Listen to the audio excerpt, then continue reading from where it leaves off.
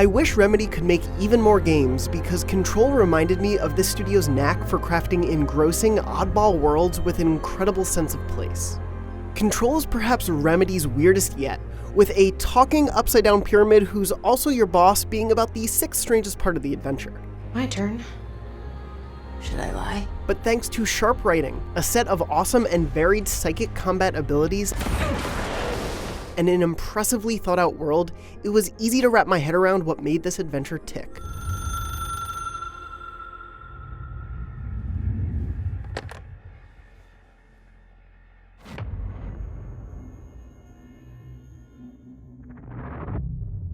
Infiltrating the Federal Bureau of Control as Jessie Faden and her blue wavy spirit buddy, I found myself fascinated.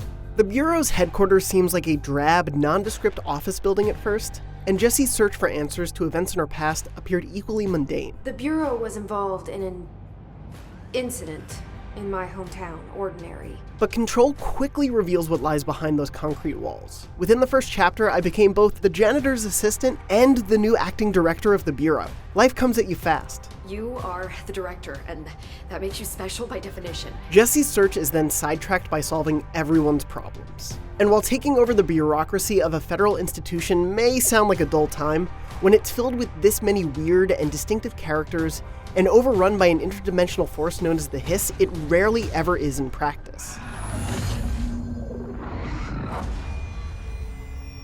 As a kid who grew up on the X-Men, I've always wished that I could discover some latent psychic powers. Control's lineup of moves is the closest I've gotten thus far to wielding supernatural abilities, and Remedy has made each of them fun to use. There's enough variety for most of the 10-hour adventure to make every move feel important.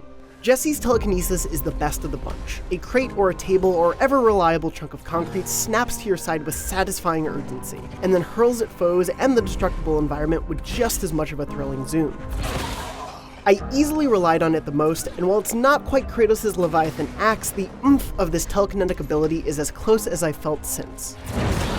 Jessie's shield is also great when enemies with telekinesis of their own force you to go on the defensive. Control's combat encourages constant movement, and finding cover is essential to survival. Getting too close to the fray can make for a swift death, and while it's fun to use in the early goings, don't count on the relatively weak Psionic Blast melee attack to always save you. Hanging back, launching projectiles, and making use of the many forms of Jessie's shape-shifting gun, the service weapon, almost always proved to be a better strategy. It's still not quite enough to keep up combat variety though, because Control only has about 5 or so main enemy types. While they do get progressively tougher as you go, scenarios started to feel a bit rinse and repeat by the last few chapters. And when too much is going on, Control can frequently hitch, even on a PS4 Pro. But that hasn't stopped me from continuing to explore the Oldest House, which is Control's main setting and the headquarters of the Bureau. Remedy has somehow made all of this gray concrete consistently fascinating. The Bureau is divided into a number of different business sectors, and though there's certainly an overriding corporate theme to it all, each area feels different enough that I wanted to know about the work being done there and how I could save it.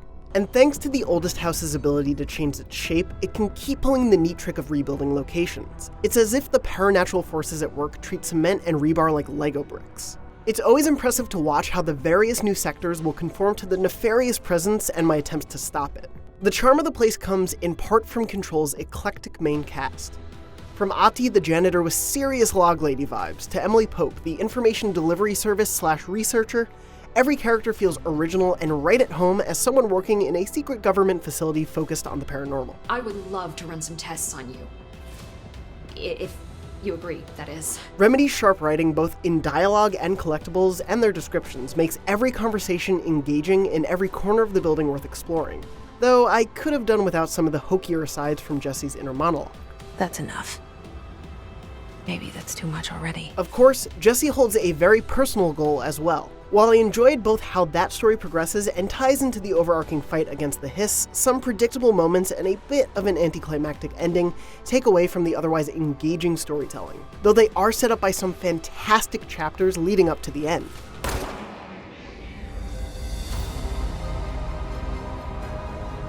Control is set in an engrossingly weird paranormal world that I couldn't help but explore.